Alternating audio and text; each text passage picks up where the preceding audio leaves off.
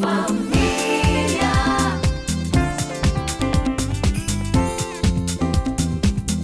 Temas de familia. Hola, ¿cómo están? Muy buen día, bienvenidos a Temas de Familia, nuevamente lunes comenzando semana, pero también comenzando mes y llevándoles a ustedes temáticas que sabemos que los van a sacudir, que los van a poner muy bien los pies sobre la tierra y sobre todo agudizar todos los sentidos para saber qué está sucediendo alrededor, sobre todo con ese espacio que debemos entregarle a nuestros niños. Hoy vamos a hablar en Temas de Familia de cómo se manifiesta el abuso sexual infantil. Abuso sexual que desafortunadamente las estadísticas cuentan es bastante grande. Miren esto, por lo general todos de los adultos conocemos a algún niño a nuestro alrededor que ha sido abusado sexualmente, y esto es abuso de poder por parte del adulto hacia nuestros niños. Antes, en otras generaciones, el abuso sexual infantil se presentaba y de pronto no estaba tan al aire libre, tan al conocimiento público como lo está hoy en día, porque afortunadamente los entes reguladores le están poniendo un poco más de cuidado a este tema y cómo el abuso sexual infantil marca en la vida de nuestros niños hoy en día. Para hablar de este tema, para indicarnos cómo detectar el abuso sexual infantil, para indicarnos qué debemos hacer en ese caso, para darnos las herramientas precisamente que ustedes deben conocer para salir un poco de esta problemática, hemos invitado a la doctora Angélica Santamaría, quien es psicóloga clínica. Bienvenida, doctora Angélica, a Temas de Familia. Un placer. Gracias. Tenerla con nosotros. ¿Qué hay, Patricia? Buenos La invito días. a sentarse. Gracias. Y a ustedes poner atención a lo que vamos a hablar hoy aquí. De pronto es un tema bastante doloroso de tratar, de pronto es un tema bastante inconveniente de decir, pero desafortunadamente hay que hacerlo porque se presenta en todos los estratos sociales. No tiene reparación ni en raza, ni en color, ni en estrato social, ni si es en niños o en niñas. Absolutamente a todos les puede pasar. Por eso aquí en Temas de Familia queremos abrirles muy, pero muy bien los ojos y ustedes empiecen desde ya a ver esos síntomas, ese comportamiento en los niños que nos va a decir que algo está sucediendo en su vida y que precisamente no es nada bueno. Doctora Angélica, vamos a definir qué es el abuso sexual infantil, cómo además se puede presentar en la vida de un niño. Ok, buenos días a todos los televidentes. Lo primero que hay que decir es que el abuso sexual infantil es toda situación en la cual un niño es utilizado como objeto de placer sexual por una persona que le es superior, bien sea en edad, en madurez o en situación de poder. Hay muchas imprecisiones en cuanto a lo que la gente concibe que es un abuso sexual infantil, porque a veces se entiende que tiene que ver con la violación. Y la violación... Y son dos términos completamente diferentes además, que van ligados. Que van ligados. Pero que son diferentes. Exacto, porque hay que aclarar un punto muy importante, y es que el abuso sexual puede ser con violencia y puede ser sin violencia. Los casos de abuso sexual infantil con violencia son la minoría. La mayoría de casos que se presentan y que se reportan como abusos infantiles son casos que se dan sin violencia, producto de la manipulación, de la interferencia que un adulto o que una persona, como las que describí hace un momento, en una situación de superioridad por edad, por madurez o por poder, puede ejercer sobre un niño hasta doblegar su voluntad, que es incipiente. Precisamente por eso se considera abuso, y hacer parecer esa situación abusiva como un hecho natural que simplemente el niño no es capaz de comprender en el momento en el que ocurre. Desafortunadamente, cuando más se presenta, o la estadística comenta que la mayoría de los casos vienen de familiares, de personas muy cercanas a estos niños y a estas niñas, y estamos hablando hasta los 14, 15 años, que todavía son considerados niños y que todavía se presenta precisamente ese abuso de poder del adulto que se encuentra sea papá, sea mamá, sea tío, sea el mejor amigo de la familia, sea el hermano mayor o la hermana mayor. Y aquí estamos hablando del género sexual como tal. No solamente el hombre hacia una niña o hacia un niño, sino también el adulto mujer puede ser un violador sexual, una violadora sexual en este caso, hacia un niño o una niña. Quiero escuchar sus opiniones, quiero que ya se comuniquen con nosotros. Recuerden la línea telefónica 317-7741, nuestro correo electrónico temasdefamilia@telecaribe.com.co, Facebook Temas de Familia TC, Twitter @tdefamiliatc y @villalbitapat, el mío personal. ¿Cuántos tipos de abuso sexual hay? Porque pensamos que de pronto el abuso sexual en general, y hablamos de él en general, y a veces no lo detectamos de una manera como que existen varias clases o varios tipos de abuso sexual, y sí los hay. Sí, correcto. Hay varias categorizaciones. Ya dijimos una, puede haber abuso sexual con violencia o puede haber abuso sin violencia. Hay abuso sexual con penetración y hay abuso sexual sin penetración. En el caso de la penetración no amerita mayores explicaciones. En el caso del abuso sexual sin penetración, se trata de situaciones en las cuales el menor ha sido expuesto a situaciones de palabras, de miradas, de tocar o de ser tocado, el simple hecho de mostrarle pornografía infantil. Es decir, hay todas aquellas formas que, sin involucrar la penetración sexual como el acto que entendemos propio de esta conducta humana, involucran, hay un sujeto con algún nivel, con una patología conocida, pedofilia, que utiliza al menor para gratificarse en ese plano sexual de la vida. Como te decía al principio, son los casos de mayor dificultad para ser detectados incluso al interior de la familia, porque son situaciones tan complejas que el niño en su lenguaje no es capaz de expresar.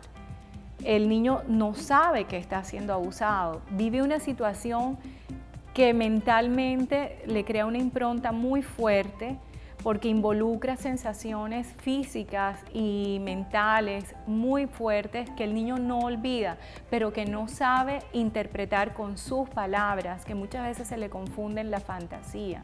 Esta forma de abuso, el abuso sexual sin violencia y sin penetración, es el problema que más dificultad nos representa socialmente y como familia. Y que es el para menos de afrontar. pronto denunciado. Claro. Porque a veces muchas personas de pronto por falta de conocimiento, por ignorancia, piensan que como no hay penetración en este caso, entonces no hay un abuso sexual que denunciar o no hay un inconveniente que denunciar, un problema que denunciar.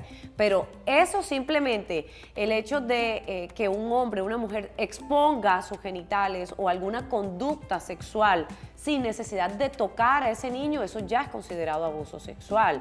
El toque de ese niño también es considerado abuso sexual. Así no haya penetración, ya eso es considerado. A partir de ahí ya debe haber una denuncia. Conseguimos, nuevamente tenemos llamada telefónica.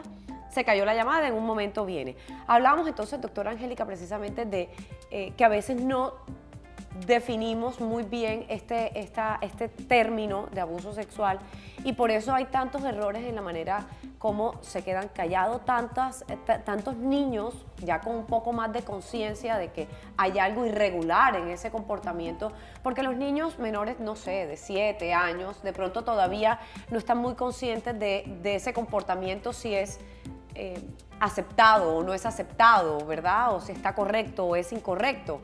Pero ya los niños de 8 años en adelante ya tienen un poco más de conocimiento de que es un comportamiento incorrecto. Ahora sí vamos a recibir la llamada telefónica de nuestro televidente. Buenos días, ¿con quién hablo? Buenos días.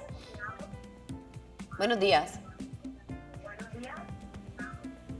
¿Se encuentra con nosotros? Muy bien. La llamada desafortunadamente se ha caído. Hablemos de las fases, doctora Angélica, del abuso sexual infantil. Bien,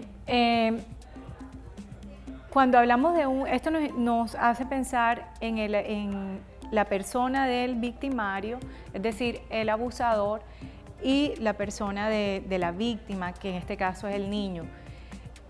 Cuando es un abuso violento, es una persona que impulsivamente se acerca al niño, lo irrumpe en su intimidad, se lo lleva, lo secuestra, realiza un acto de violencia que es tremendamente traumático para el menor. Podemos allí identificar unas conductas, hay un delito, la denuncia tiene más futuro porque hay otra variable acá que es el tema de la denuncia. Ahí hay una denuncia que tiene más futuro, hay secuelas físicas, el niño es llevado... Es decir, hay más con qué comprobar que si hubo un hay más abuso, evidencia, ¿cierto? Exacto. Puede haber, sí, hay mayores indicios, hay mayor evidencia y jurídicamente el tema puede tener un futuro de mejor resolución.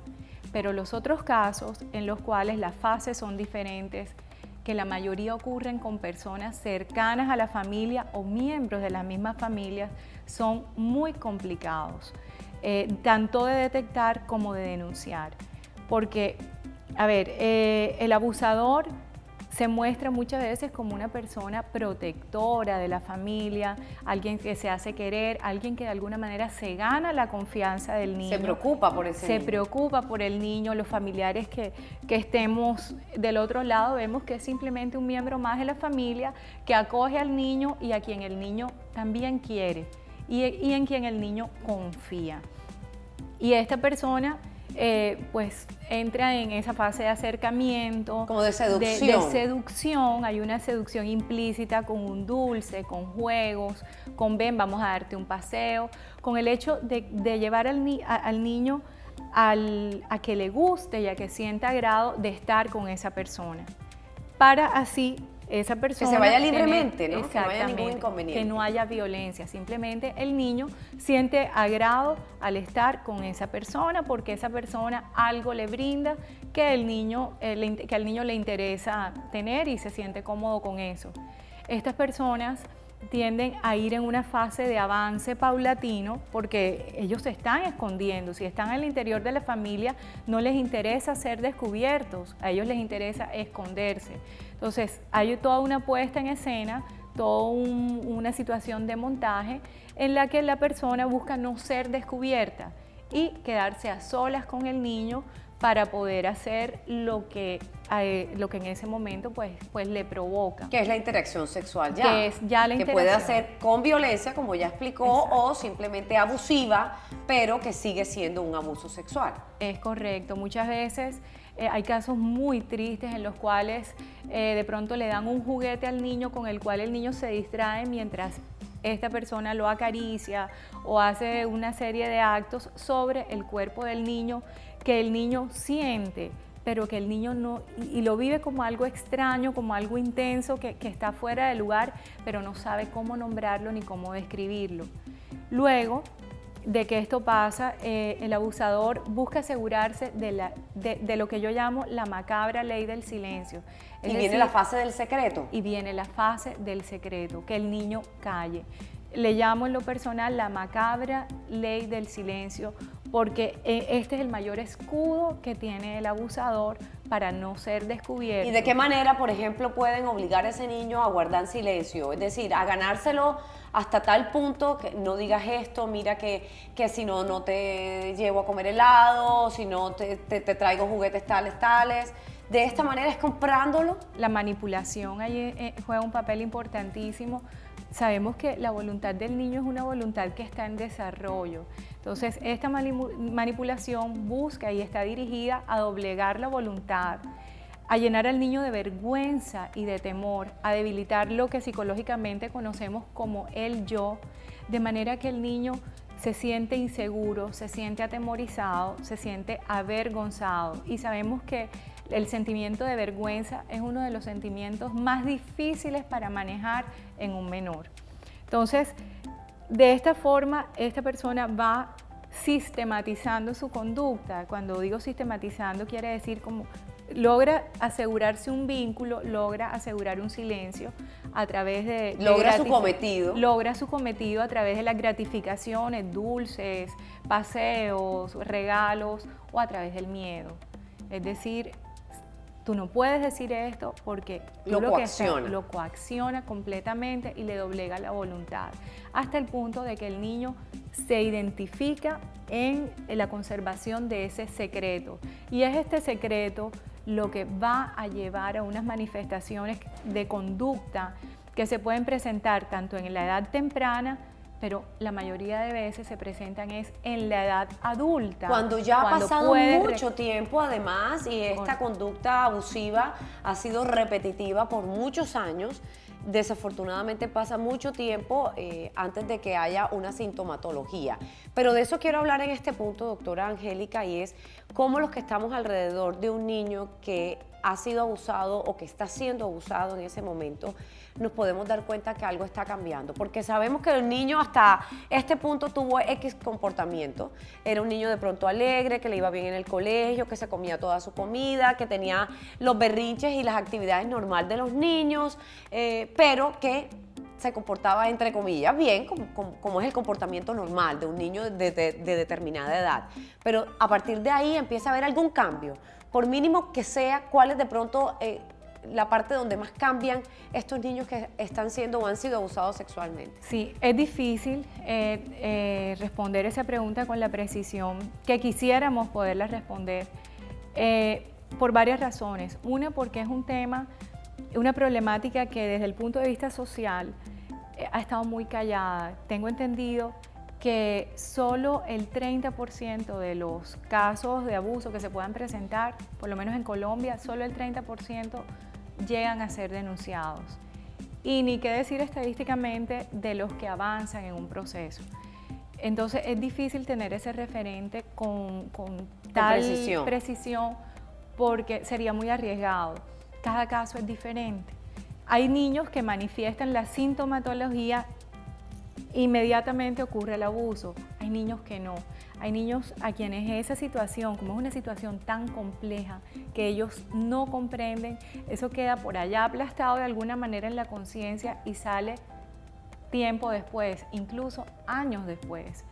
Es muy común, lamentablemente es muy frecuente encontrarse uno en consulta con situaciones, consulta de adultos, hombres o mujeres, que relatan a sus 22, 23, 25, 30 años una situación que les ocurrió cuando tuvieron 7 o cuando tuvieron 10 o cuando tuvieron 5.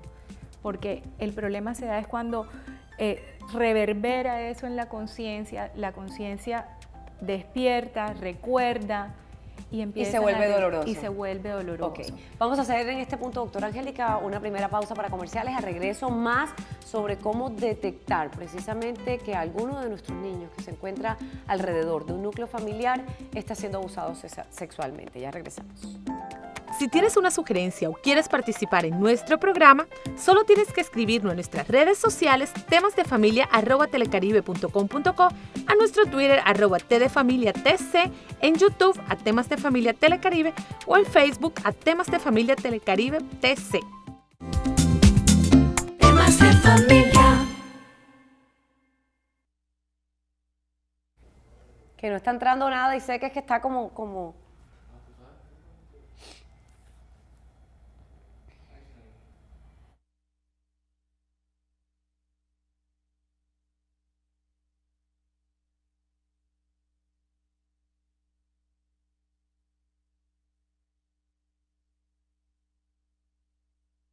Si tienes una sugerencia o quieres participar en nuestro programa, solo tienes que escribirnos en nuestras redes sociales temasdefamilia@telecaribe.com.co, a nuestro Twitter @tdefamiliatc, en YouTube @temas de familia telecaribe o en Facebook @temas de familia telecaribe tc. Temas de familia. De regreso nuevamente con ustedes en Temas de Familia, hoy cómo detectar el abuso sexual infantil, un tema que nosotros queremos que ustedes tengan muy en cuenta, que se convierta precisamente en un tema que de pronto manejan, que tengan algún conocimiento sobre él y por supuesto queremos que compartan con nosotros de pronto también sus opiniones, sus inquietudes, si tienen algún inconveniente, si quieren consultar de pronto con la doctora Angélica Santamaría que nos acompaña hoy, pueden hacerlo a través del teléfono 317-7741, correo electrónico temasdefamilia@telecaribe.com.co, Facebook Temas de Familia TC, @tdefamiliatc y @villalvitapat.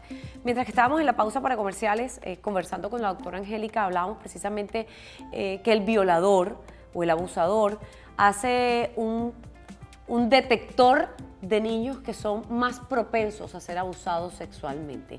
Y ella me contaba precisamente las razones del por qué lo hace, y quisiera comentarlo además porque hay niños que tienen ciertas características de autoestima, de comportamiento, que hacen que sean más vulnerables hacia precisamente esta persona, el abusador o el pedófilo en este caso. Correcto. Sí, en este tema uno puede hablar con toda claridad de una victimología, es decir, por qué razones, qué ve el pedófilo, qué ve un abusador en un niño que le permite o que le dice a él, me meto con este niño y con este otro no. Ellos van desarrollando como que esa acuciosidad para poder identificar ciertas características que le garanticen lo que principalmente él quiere, que es el silencio del niño, que le aseguren que ese niño no va a hablar. Lo primero que hay que decir, esto no es el 100% de los casos, es una tendencia que uno encuentra en la vida práctica, y es aquellos niños que están en hogares donde hay ciertos conflictos, aquellos niños que viven inseguridades, ya sea por maltrato, por abandono, porque su autoestima está un poco enredada debido a alguna razón, alguna situación familiar, porque están pasando por un proceso de celos debido al nacimiento de un hermanito, porque los papás se fueron de viaje, porque hay un conflicto familiar, es decir, etcétera, cualquier grieta por donde estas personas pueden ver que pueden interferir para acoger a ese niño y asegurarle el silencio. Convertirse, veamos el caso de un niño que vive abandono, un niño que se siente solo y de repente aparece alguien protector que lo distrae, que lo cuida, que lo atiende, que le satisface esas necesidades de afecto, pues es un niño, desde el punto de la victimología, es un niño perfecto para este tipo de personas. Obviamente, a contrario sensu, un niño seguro, un niño que tiene buenos vínculos con sus padres, que tiene posibilidades de comunicación en el hogar, es un niño que si es tocado, si es accedido de alguna manera, es un niño que lo va a contar. Claro, va a contarlo. Que lo va a decir, mi tío hizo tal cosa delante de mí, fulanito, un amigo, el amigo, papi, mami, mira, fulanito hizo tal cosa. Es un niño que va a hablar y va a expresar de alguna manera y debe ser escuchado, porque los niños, ellos en su fantasía y en su lenguaje relatan sus vivencias. ¿Qué pasa, por ejemplo, cuando en las instituciones educativas, porque las profesoras y profesores también pasan mucho tiempo con los niños y se pueden presentar situaciones como, por ejemplo, que esta clase de abuso suceda dentro del plantel estudiantil también, no necesariamente tiene que pasar en el hogar, con el mejor amigo, con el papá, con la mamá, sino con los académicos, con los profesores, que son los que pasan además mayor parte del tiempo con los niños hoy en día, se puede presentar ahí.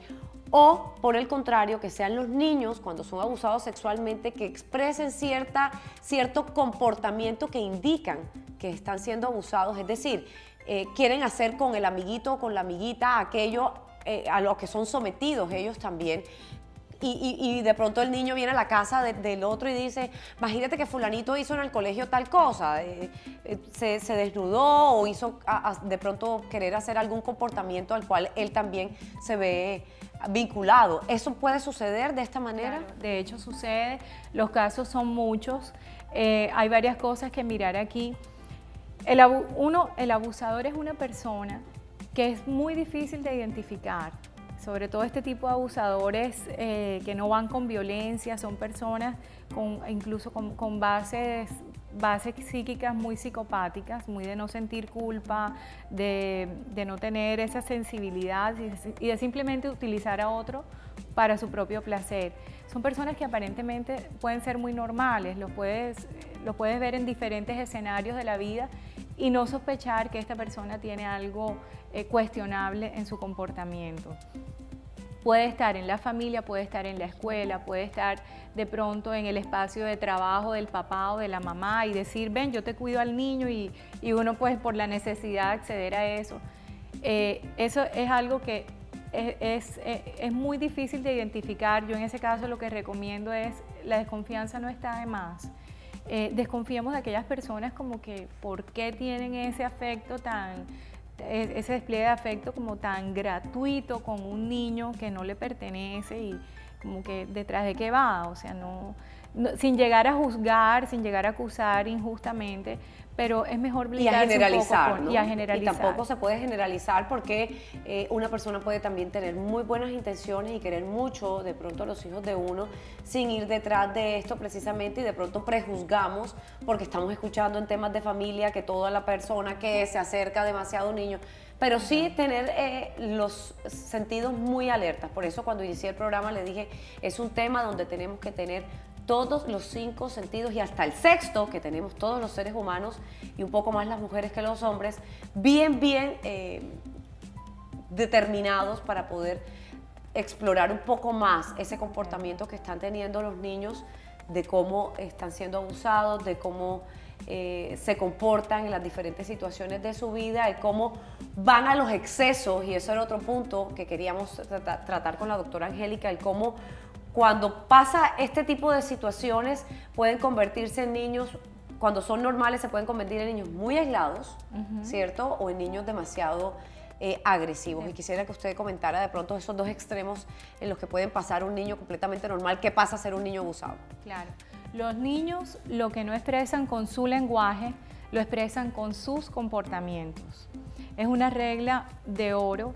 En el niño las cosas se manifiestan.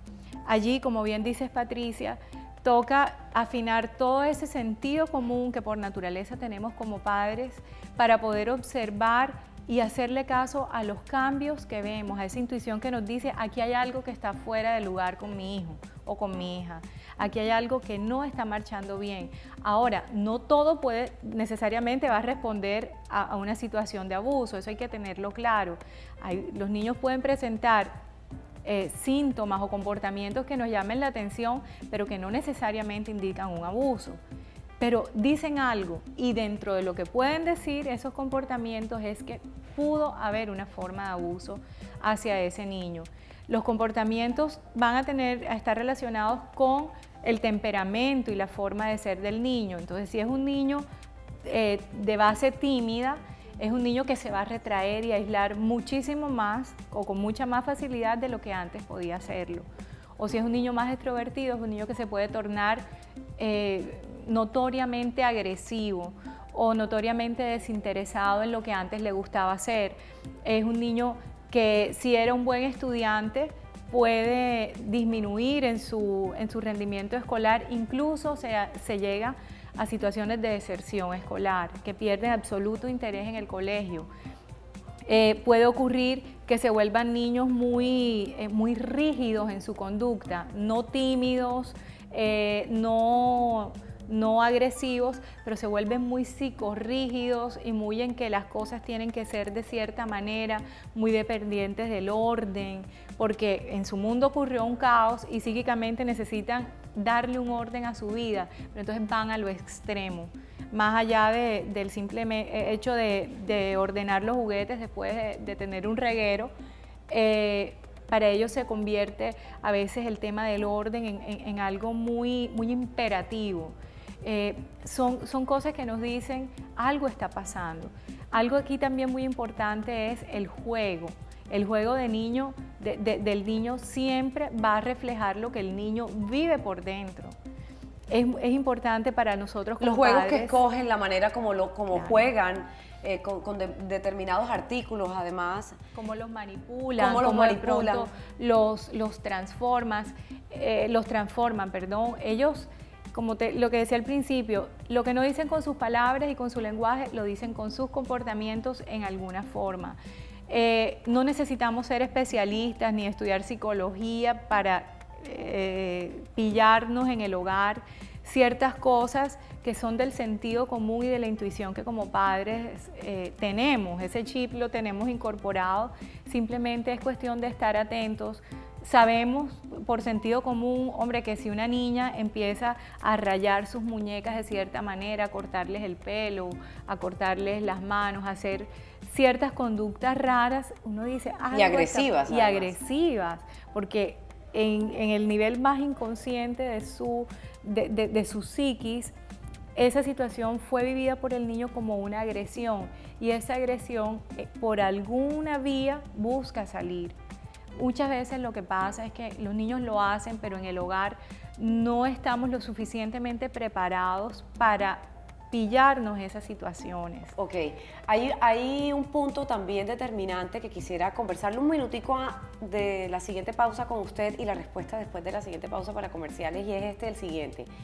Sabemos que hay una etapa en la vida del niño, del infante, donde empieza la etapa de exploración sexual, ¿verdad? Donde empiezan a crear gustos, situaciones, algo placentero para ellos.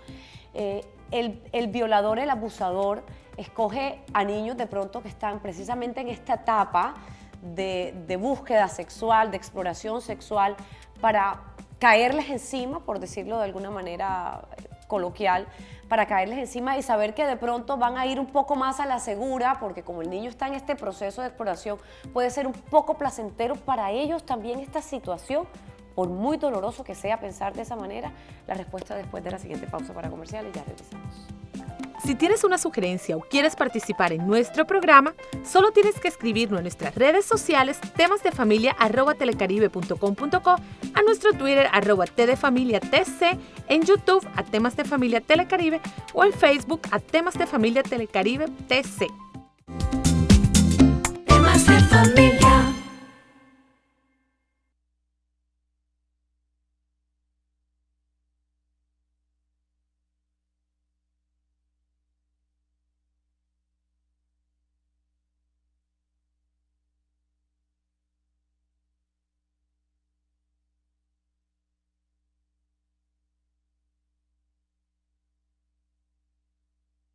Si tienes una sugerencia o quieres participar en nuestro programa, solo tienes que escribirnos en nuestras redes sociales temasdefamilia@telecaribe.com.co, a nuestro Twitter @tdefamiliatc, en YouTube a Temas de Familia Telecaribe o en Facebook a Temas de Familia Telecaribe TC. Temas de familia. Dice Anderson Freite, @anderangel2, @tdefamiliatc, este tema hubiese sido útil hace 25 años atrás. Es fácil ser víctima cuando se calla. Es un tema complejo.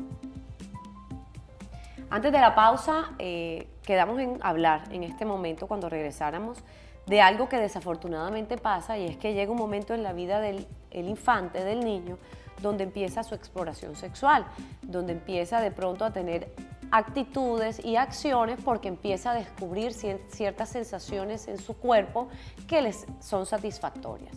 Hablamos también que el pedófilo, el abusador, espera precisamente y sabe precisamente que hay cierta etapa en la vida en la que el niño tiene satisfacciones en su cuerpo, placenteras, y escoge precisamente a niños de pronto entre estas etapas, doctora Angélica, porque sabe que están en un punto donde desafortunadamente van a sentir placer, satisfacción también. Sí, desafortunadamente, estos son temas de los cuales uno no quisiera tener la necesidad de hablar, pero hay que decirlo, no se puede callar. El desarrollo psicosexual es parte del crecimiento del ser humano. La sexualidad es parte de la vida en las personas, pero es una parte compleja que reviste muchas miradas desde lo biológico, desde lo psicológico y desde lo social y cultural. Cuando los niños entran en esta fase de exploración, de autoconocimiento, de descubrir que tienen ciertas partes del cuerpo donde hay una sensibilidad mayor, es un proceso natural. Todos los seres humanos estamos llamados a pasar por ahí y es parte de nuestro desarrollo. Tristemente, estas personas aprovechan ese momento tan particular en la vida de los niños para manipularlos, para entrar a jugar con el tema y también para decirse a sí mismos y decir, en caso de ser descubiertos, que el niño lo provocó, cosas tan tan particulares como que el niño tiene la culpa, el niño se me sentó en las piernas, a la niña le gustaba que yo la tocara, o sea, en ese momento de la vida, si bien hay... Y buscan una razón, ¿no? Y buscan Encuentran una en razón. eso su razón. Encuentran una justificación aparente para su conducta, que entre otras cosas siempre la mayoría de veces tienden a negarla, casi siempre la niegan, esto no lo hice, y se dicen a sí mismos que eso no ocurrió. Y también pasa que en las familias, cuando esto se da en situaciones al interior del hogar, la primera reacción de los familiares es una reacción de negación, porque es doloroso asumirlo, a veces no se entiende, entonces la salida más fácil es seguir como si nada, ¿no? Esto no pasó. Taparse los ojos esto no ante es... la situación. Exacto, los niños tienen mucha imaginación, los niños tienen mucha fantasía. ¿Cómo le va a creer uno a los niños? Los niños dicen mentiras con mucha facilidad y eso quedó ahí. Y finalmente, al final de cuentas, el niño queda solo con lo molesto y lo incómodo de su experiencia, y en el adulto o en el adolescente se manifiesta como un gran dolor y como una experiencia que le lesionó y le marcó de alguna manera la vida. Quiero aprovechar nuevamente para recordarles la línea telefónica 317-7741, correo electrónico www.telecaribe.com.co, temas de familia TC es el Facebook, @tdefamiliatc Twitter y @villalbitapad. Pregunta a un televidente, doctora Angélica, si es cierto que estas personas que son pedófilos o abusadores es porque a ellos también les sucedió alguna situación en su vida similar o igual. Es decir, repiten la cadena. Sí, no. Es bastante frecuente que alguien que haya sido abusado pueda repetir esa conducta más adelante con otros niños. Eso es algo que puede pasar, pero no necesariamente personas que han sido abusadas terminan convirtiéndose en pedófilos. No es una regla. Ni tampoco significa que un pedófilo haya necesariamente sido abusado. Lo que sí se encuentra en estas personas es que hubo alguna alteración, no necesariamente en lo sexual, durante su infancia. Por ejemplo, hijos de padres muy rígidos, moralmente muy exigentes, incluso con vivencias de religiosidades muy neuróticas, muy fanáticas, con muchas represiones al interior del hogar. Nunca fueron abusados, nunca fueron tocados, pero su desarrollo psicosexual se dio en un ambiente de demasiadas represiones que en el futuro se puede manifestar en una perversión. Así que ante esta respuesta lo que se puede decir es que ni necesariamente alguien que ha sido abusado termina en pedofilia, ni es estrictamente una regla de 3 que un pedófilo haya sido abusado. Hay muchas variables en el tema de los victimarios, hay muchas cosas que entran en juego que conducen a que este grado de perversión se desarrolle en la vida adulta. Hablemos de cómo comienza a afectar, y no solamente físicamente, a estos niños que son abusados sexualmente, cualquiera de las partes o de las pautas que ya hemos conversado aquí con la doctora Angélica, que es un abuso sexual infantil. Recuerden que no solamente tiene que ser con penetración, sino cualquier comportamiento sexual, sea con una revista pornográfica, sea con una exhibición, sea con un comportamiento, un acto sexual como tal del pedófilo hacia el niño. Cualquiera de estas clases que existen de abuso sexual deja siempre una marca física, pero también, y desafortunadamente, lo mayor es cómo afecta psicológicamente a este niño, y eso puede repercutir cuando se convierten en adultos también. Hablemos de eso en este momento, doctora Angélica. Sí, eso nos invita a pensar inmediatamente en el trauma. El trauma psicológico, en el caso de abuso, reviste unos matices muy particulares, principalmente porque la persona puede haber vivido mucho tiempo de la vida desarrollando ciertas conductas que no sabe que son producto de un trauma. Entonces, alguna compulsividad hacia el juego, hacia la comida, hacia las compras, hacia la promiscuidad sexual. Puede que la persona despliegue eso a lo largo de su vida. sin saber que esto es el resultado de una situación traumática. Es un trauma que es como un goteo. Es decir, su mente lo niega hasta tal punto que no reconocen que han tenido un proceso como estos en su infancia, sino hasta cuando algo sucede en su vida que les prende nuevamente como las alarmas de que algo sucedió. Sí, incluso en la clínica, en la terapéutica, ocurre que las personas llegan con un síntoma, de pronto pues, me siento deprimido, me siento triste, no, me cuesta trabajo, soy muy impulsivo, no puedo controlar mis impulsos de rabia, no puedo controlar la ira. Se presentan con un síntoma y no es fácil dentro de la terapia misma llegar al punto desencadenante de este trauma o de esta sintomatología y llegar a que fue una situación de abuso lo que cimentó así la personalidad. No es fácil. No es fácil y de pronto no tienen la seguridad de que fue así. Como ha pasado tanto tiempo, muchas situaciones además de pronto piensan que sucedió, de pronto sucedió, entonces tienen como la duda de si sucedió o no sucedió.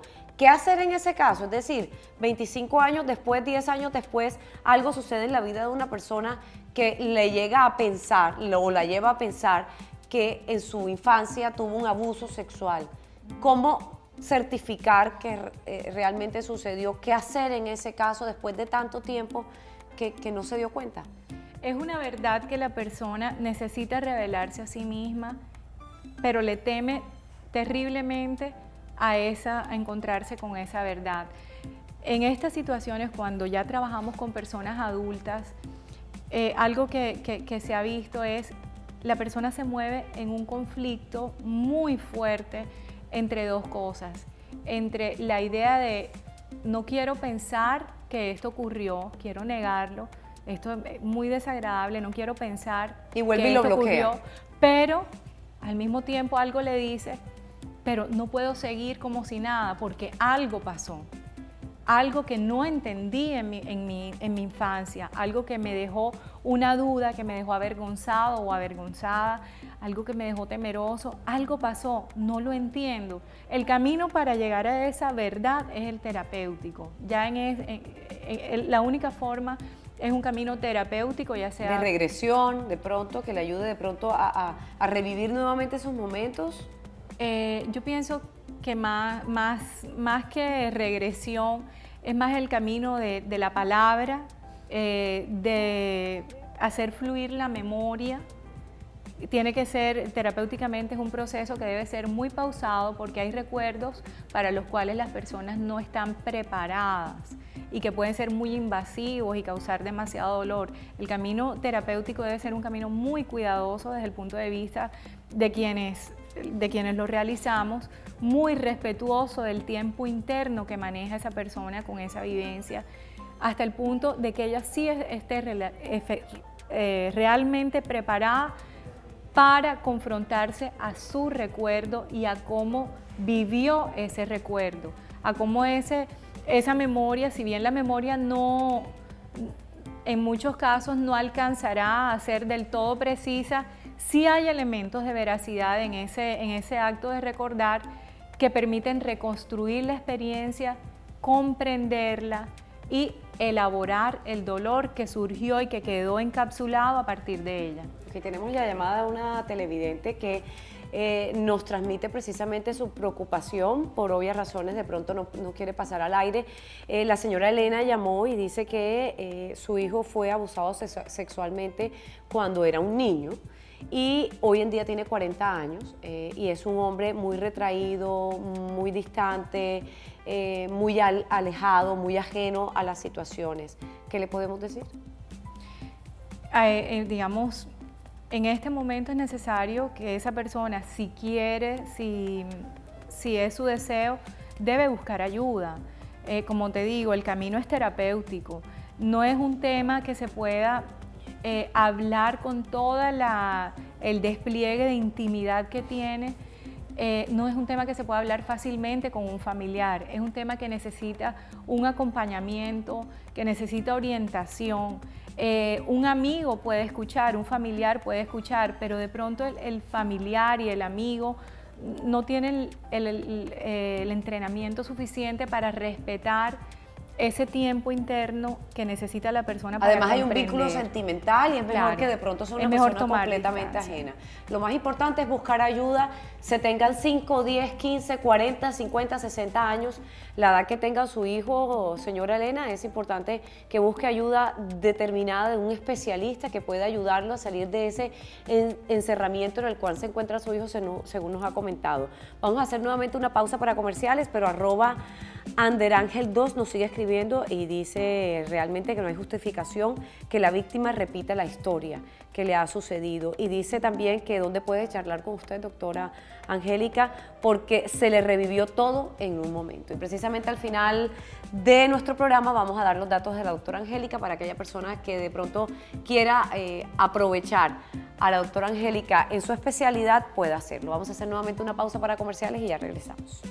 Si tienes una sugerencia o quieres participar en nuestro programa, solo tienes que escribirnos en nuestras redes sociales temasdefamilia@telecaribe.com.co, a nuestro Twitter @tdefamiliatc, en YouTube @temas de familia Telecaribe o en Facebook @temas de familia Telecaribe TC. Temas de familia.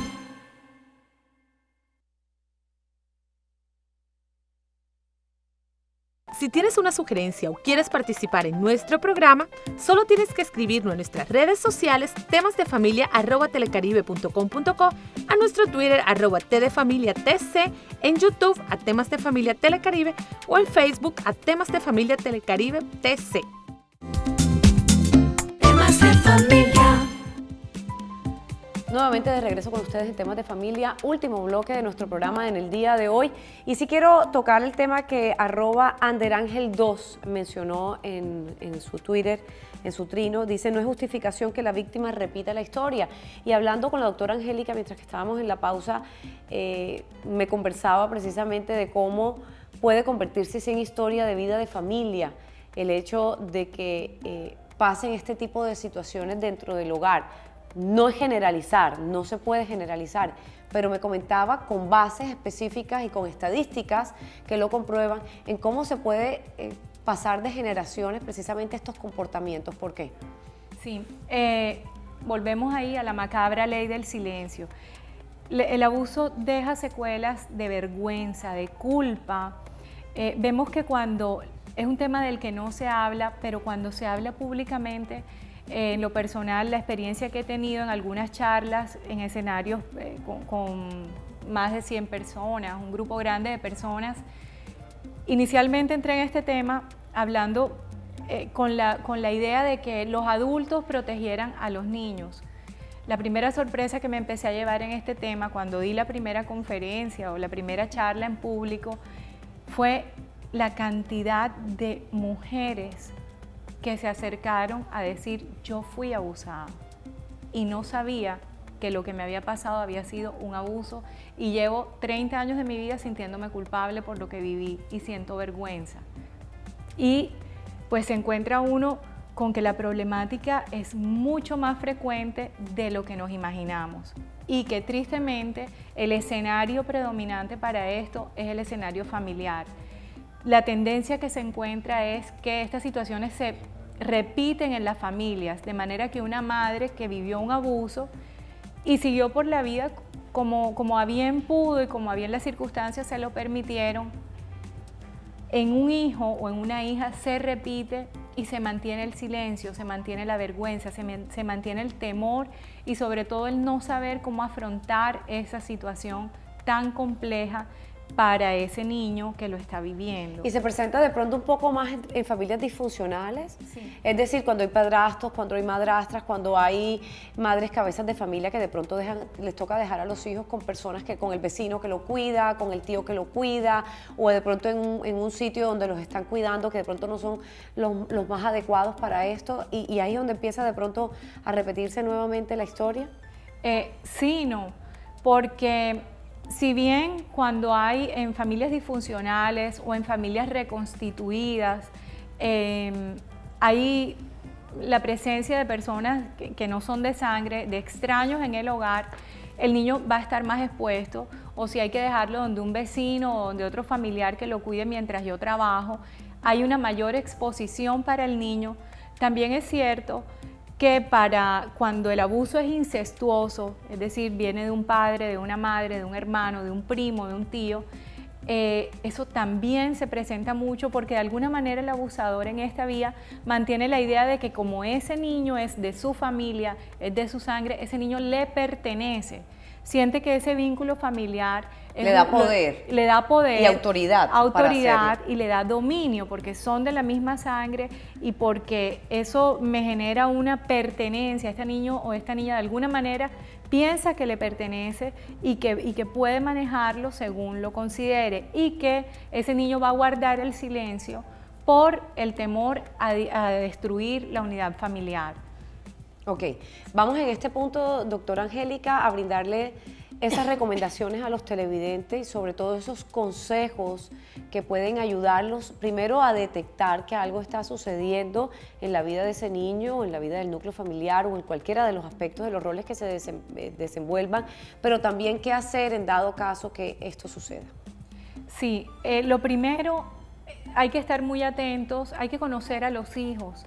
Tenemos que conocernos en la familia, saber cómo son nuestros niños para así poder identificar los cambios que puedan darse en ellos. Y cuando estos se presenten, buscar ayuda, consultar, indagar un poco. Aclaramos, no todos los cambios que se presenten en el comportamiento de un niño pueden responder a un abuso. No necesariamente es así, las causas pueden ser muchísimas, pero hay que mirar. Cada vez que se nota un cambio en un niño hay que mirar.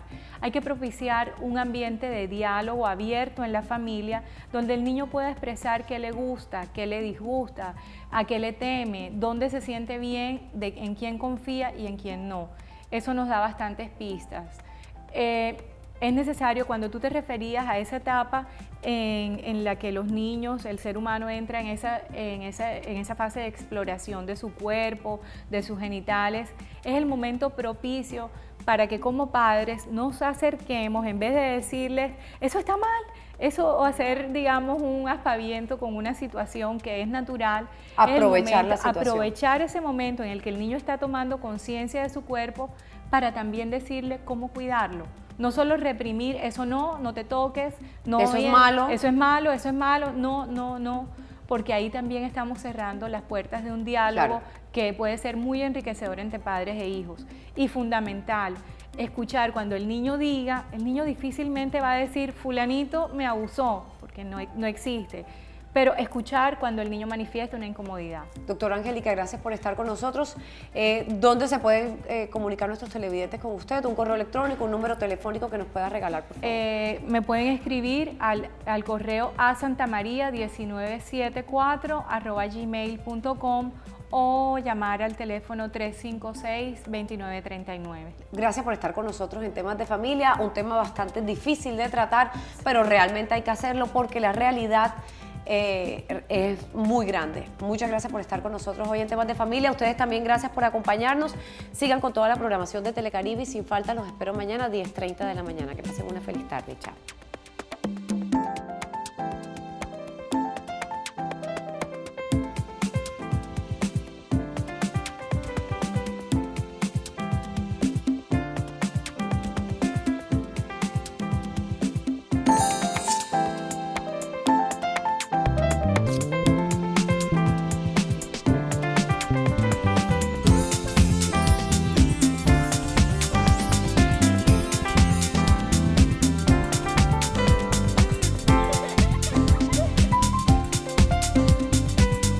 Temas de familia.